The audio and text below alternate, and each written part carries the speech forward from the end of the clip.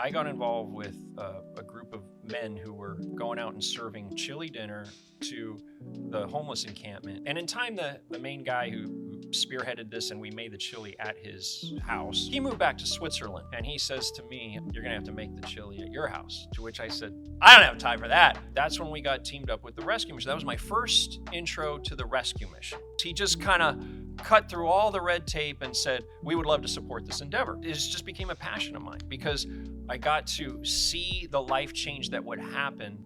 So to be able to hand people a bowl of chili and use that as a precursor to a conversation rather than just a handout, Right. call it a hand up, not a handout.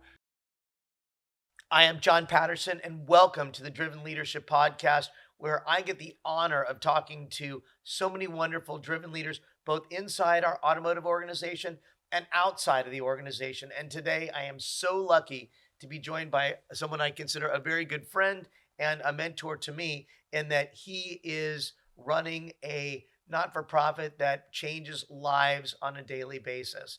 I'd like to welcome Bryan Crain, the president of the Orange County Rescue Mission. Bryan, welcome. Hey, John, thanks for having me today. It's cool to come here, see your studio. This is awesome. Well, it's great to have you here. And for those that don't know about the rescue mission, we'll get into that for a while.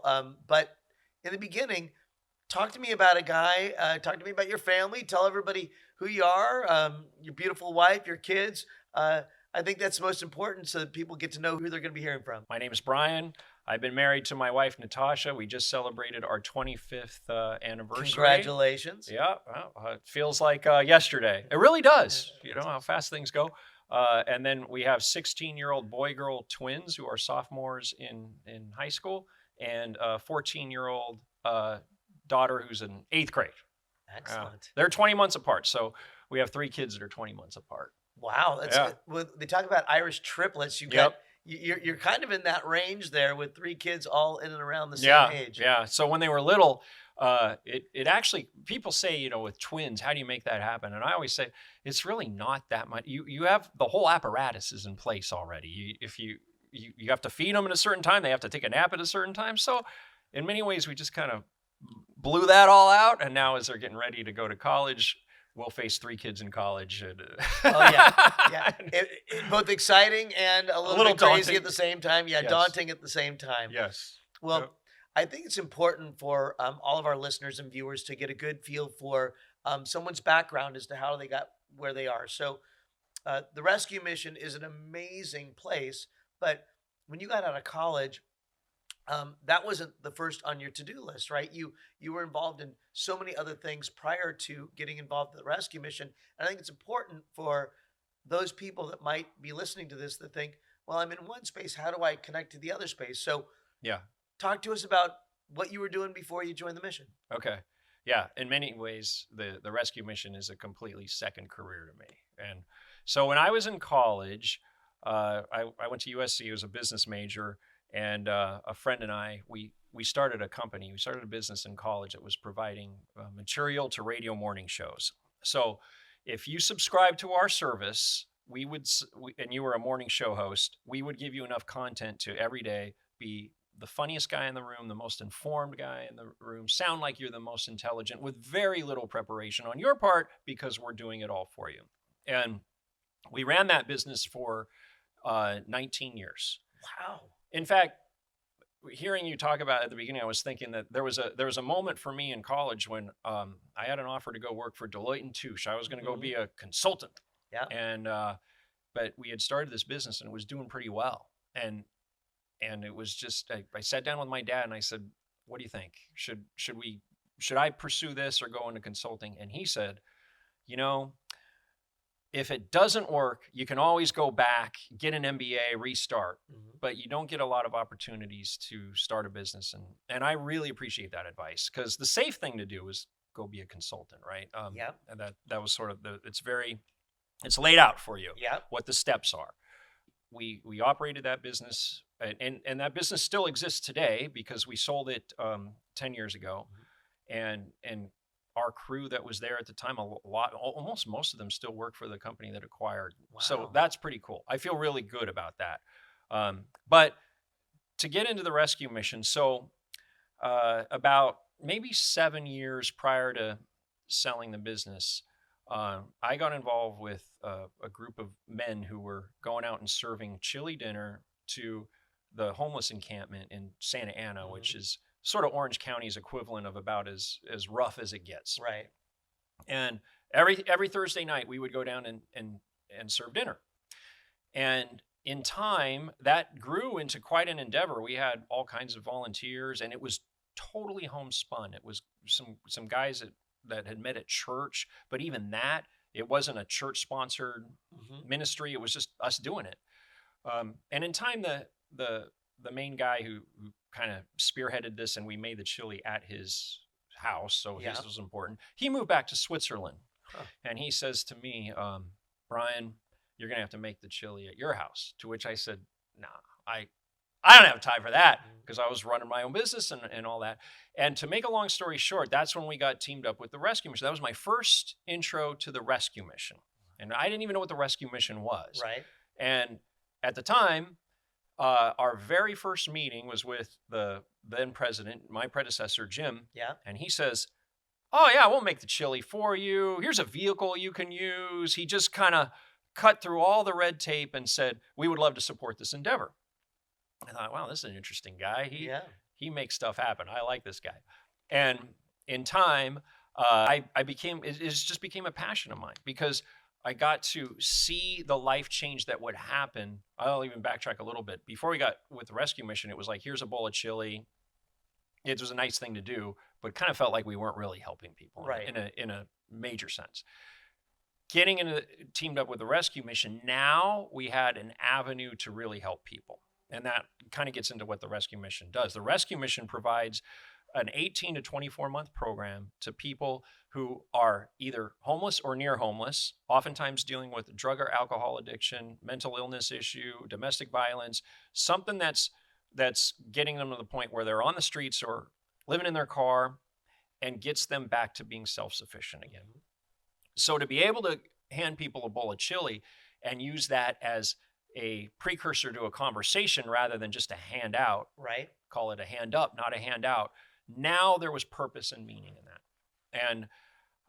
And I just loved it. I love being able to shepherd people and get them into the rescue mission. And in time, when we sold the business, my passion was for that. I would look forward to that on a Thursday night, more so, I hate to say it, than the day-to-day of what we were doing.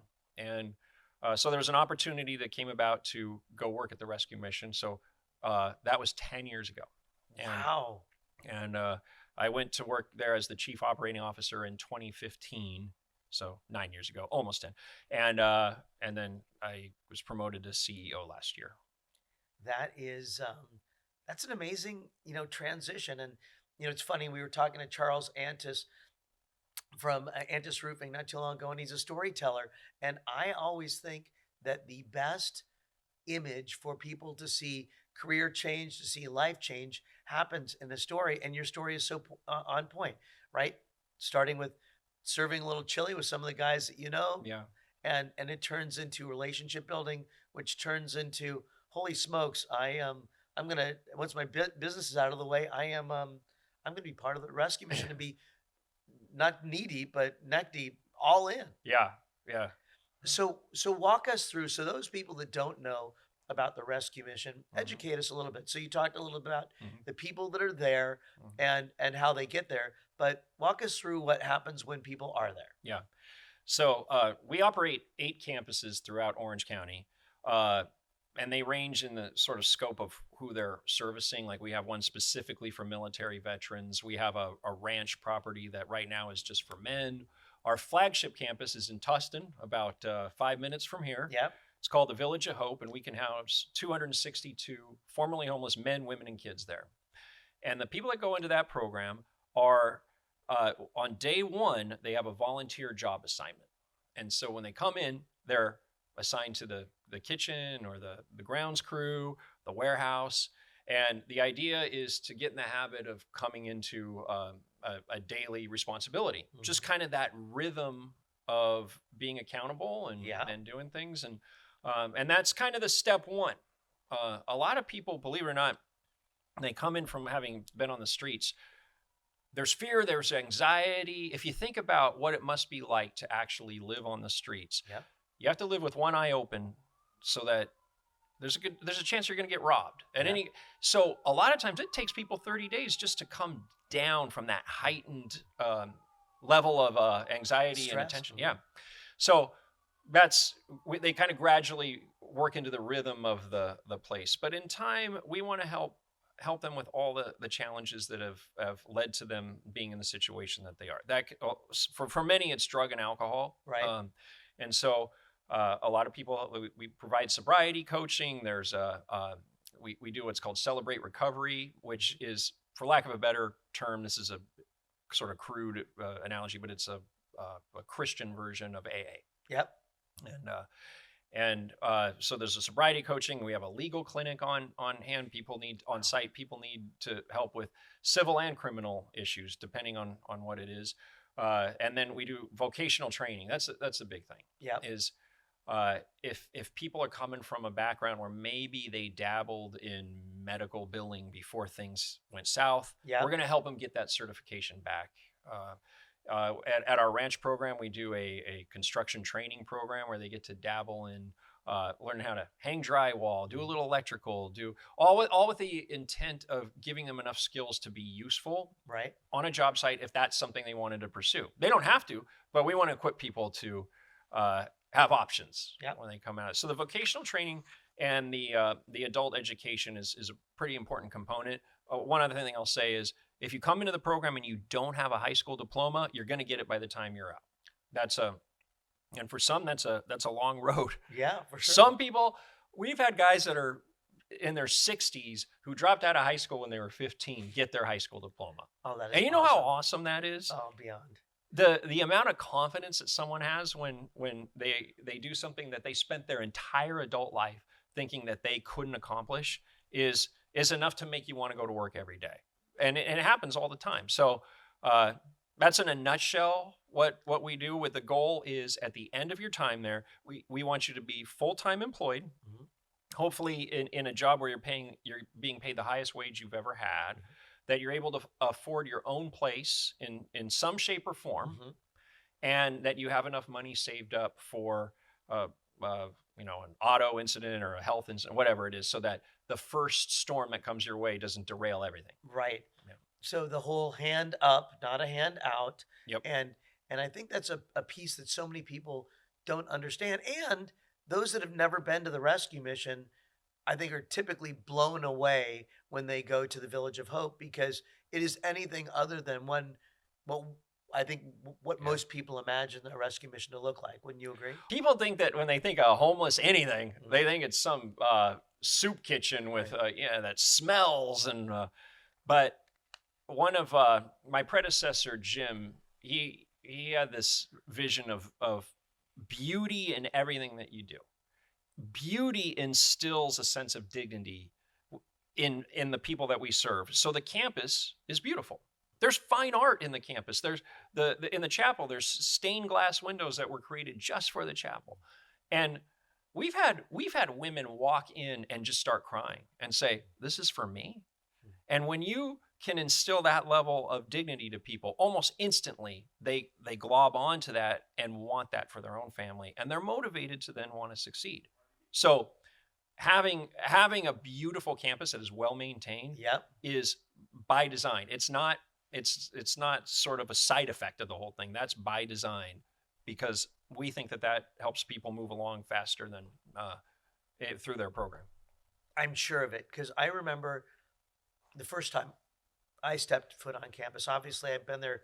Gosh, I can't even begin to count. But the first time most people walk on that campus, you can see their faces and the expectation of what they had and what they're seeing are not Yeah. one and the same. Right.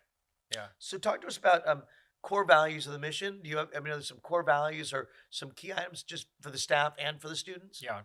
Well, we are a Christian ministry, Mhm. and we are very bold about that. We believe that true life change happens when people are in a relationship with Jesus Christ, and we instill that from day one. And from a purely pragmatic point of view, you can see the fruit the proof is in the pudding, because when people have hope, when they have a sense that they're part of a story that's bigger than them, Yeah. they're inspired to want to achieve. And from a theological perspective, there's a lot of guilt and shame that comes with being on the streets, especially if you have kids. Yeah. There's a lot of guilt. Did I bring my kids in this situation because of things I've done? And the Christian faith addresses all of that. And so, that's probably a whole other podcast, Right. But I would say that that it's distinctive of the rescue mission in terms of homeless services, because there aren't the approach elsewhere is give everybody a house and that'll solve it. And our belief is that, well, number one, most of the issues that lead to homelessness homelessness is downstream from drug and alcohol addiction, domestic violence, human trafficking, broken families. Yep. And Christianity has an answer for all of that. And so it's not just a matter of giving someone a place to live. It's giving them the tools to be self-sufficient, the hope that can be found in Christ. I love that. Learning experiences. Have you had a couple of stories in your time that you've been at the rescue mission that have just blown you away? I'm sure you see it on the daily, but for those that can't have an appreciation or don't have an appreciation or haven't been exposed to it, the start to finish of a handful of people, I think that would be helpful to be able to share. Yeah. Well, when people bring up learning experiences in the context of the rescue mission, I can't help but think about COVID and just every industry had a COVID story. Right. I know you did. Oh boy, did we. And even in my prior career, one thing that I think that people have to learn early, and especially in leadership, is fear will just kill you, right? You can't.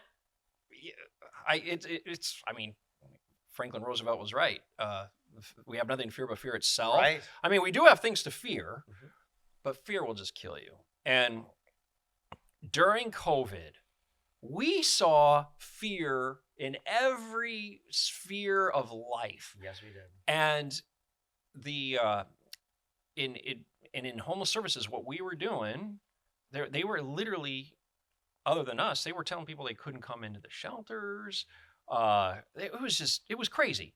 And then we saw the schools shut down. Yeah.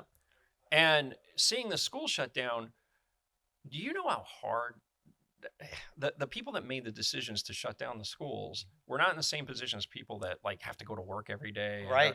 And so I say all that because in terms of challenges that really kind of opened my eyes is that you got to plow ahead and you have to trust your faith, your instinct, and your gut. Yeah. And when the world's going sideways, and that can be on a macro level like COVID, that can be just in your industry, you have to have the fortitude to just say, no, we're going to do what we're going to do. Because in our case, we stayed open. We never turned one person away. The staff kept coming in every day. That was controversial.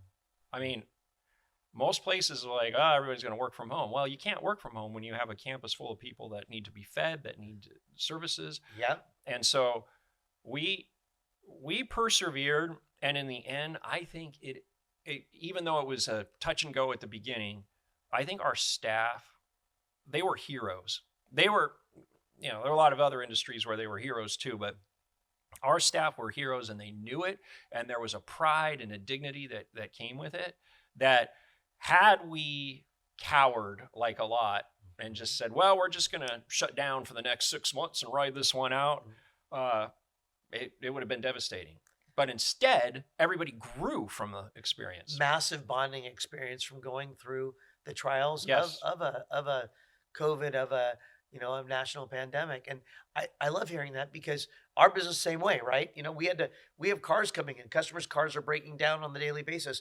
We have customers that need cars because their cars are no longer working. And if we're not here to assist in that process, they're not getting a car, and our staff, it's awfully difficult to do our business remotely. Right. Yeah, that talk to me about you and mentorship, because I'm always interested in hearing about leaders of organizations and what inspires them and what mentors inspire them. Yeah. Well, personally, I've had two mentors, and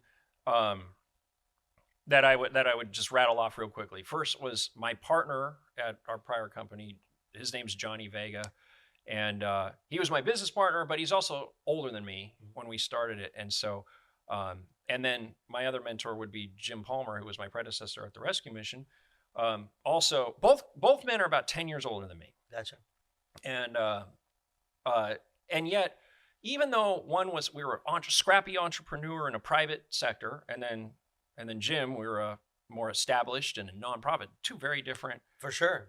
But yet, two things that those guys have in common is this notion that if you're going to do anything, if it's worth doing, it's worth doing it with excellence.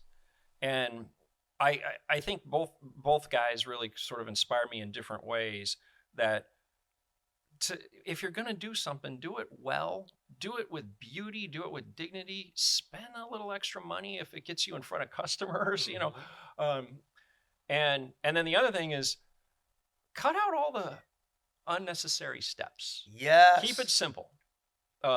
Even that story I told at the beginning of when we brought the chili ministry, it was like, yeah, we'll just cook the chili right here. Here's a vehicle.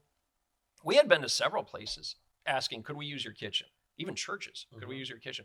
Well, on Tuesday nights it's used by this, a bunch of reasons, and just a sort of like, let's make it happen. Let's make it happen. If you can see it, let's make it happen. And so I think that was both inspiring and just sort of like setting the tone for my career to have two guys that were very similar in that way. That's fantastic. So, Bryan, one of the things that I always like to make sure that people get a takeaway from any one of our Driven Leaders podcasts is tangibles. So you interact with leaders on the daily, and you're a leader of an amazing organization yourself. Any advice that you would give to leaders that are looking to get involved or are looking to do more with the resources they have? Yeah, well, in terms of the rescue mission or in terms of just in general? I guess both the rescue mission one, Yeah. and then maybe a couple people that you've seen that have been on the outside that have been helping out the rescue mission. Well, one thing we've been doing at the rescue mission the last year or so, we provide a group experience for companies to come and spend a morning together and we've had all kinds of companies come in from big software companies, property management, insurance. And what we do now is when they come in the morning, we show them a video of what the rescue mission is and what happens on this campus. We maybe have a student come and talk to them. They'll literally spend the first half hour, 45 minutes getting context before they go out and do a project on campus. And a few things that I think happens when you bring your team out. This is almost a shameless plug now, but you asked to have people come to the rescue mission. Yep. Number one, they see a side of the issue of homelessness that maybe they wouldn't have already. Right. And in Orange County, it used to be you could operate in your bubble and not see homelessness. Yeah. But unfortunately, in the last few years, it's everywhere now. And people have formed opinions about it. And what I don't think everybody realizes is there's a lot of people that are on the streets or near on the streets that really, truly don't want to be there. The sort of knock is, well, they want to be there. Well, there's probably always going to be a few that want to be there. Right. But there are a lot of people that don't. And when they come to the rescue mission, they get a perspective and a context on that. And here are people that are trying to change their lives. So, and I think that empowers people because now they're doing something about it, even if it's one serve day, but that could lead to more serve days or more involvement. And then it's funny, just the camaraderie of seeing people work together on a project where, maybe the sales and the parts department normally don't interact, but today they're helping to prepare a meal in the kitchen or whatever. It's pretty cool. And so I would encourage anybody, if you're interested, another shameless plug, go to rescuemission.org. Hit the first option is to provide help, and then go to volunteer and show up and make a day of it. We'll treat you right. It'll be a good experience. Well, and don't feel the least bit guilty about having a shameless plug, because that's what I've got you here for as well, which is the shameless plug for Miracle at the Mission. Yeah. And it's something that we've been involved in for a long time, and we dedicate resources and time and gifts, but it's truly amazing. And I remember the first time I went to the Miracle at the Mission, I was videotaping it because, our folks wanted some content, and gosh, this must be 8, 10 years ago. And I found myself just tearing up looking at all the students and the volunteers working in tandem, and the event just being amazing and just pouring love over all the students. And why don't you educate a little bit of the listeners as to what goes on, what was the purpose behind Miracle at the Mission, and what they can expect if they come and volunteer or support it in some other way. So Miracle at the Mission is a great day. This year it's Saturday, December 14th.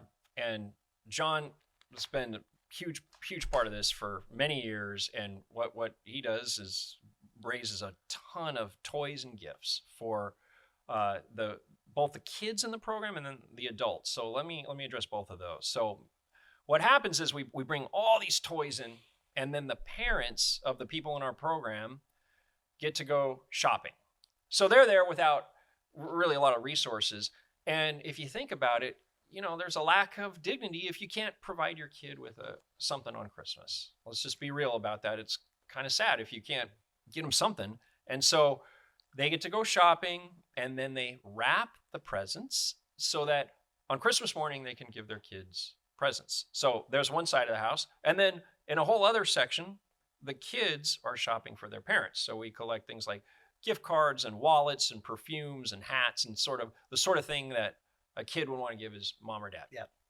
And so that the kids have the fun of picking something out for and this sounds simple, and it's the sort of thing that a lot of people take for granted, but think about the situation people are in. Mm-hmm. It's pretty amazing. So John collects thousands of gifts and toys to make that happen. And what happens on Saturday, the 14th, is all of that gets trucked over from here, from the dealership to the Village of Hope. And then it gets all sorted, and the kids get to do the shopping, and we have a big program. We bring in, I forget, 5 tons of snow, and the kids go sledding in the courtyard. A lot of people never seen snow before. Santa and Mrs. Claus are there. It's just a big Christmas party, but with the dignity of the kids getting to pick out gifts to give to their. So if someone that doesn't work for my company or is one of my customers that we share this information on all the time is interested in becoming more involved, not just with the mission, but at this day, what do they do? Yeah, same thing. Go to rescuemission.org, provide help, hit volunteer, and then you'll get linked to all the different activities and events coming up. And if you have toys and gifts suitable for kids up to 14 years old, please bring them here to Patterson Auto, or you can bring them to the Village of Hope as well. Perfect. Well, Bryan, I am so honored to not just know you as a person, but call you a friend, and just to watch what Jim started and what you are taking and moving and inspiring all of us that are associated with you, and inspiring the students that are under your watch. And I just want to thank you. I want to thank you as a friend, and I want to affirm you and all your staff as just amazing team members that are changing lives and making our community such a better place. And thank you for being you.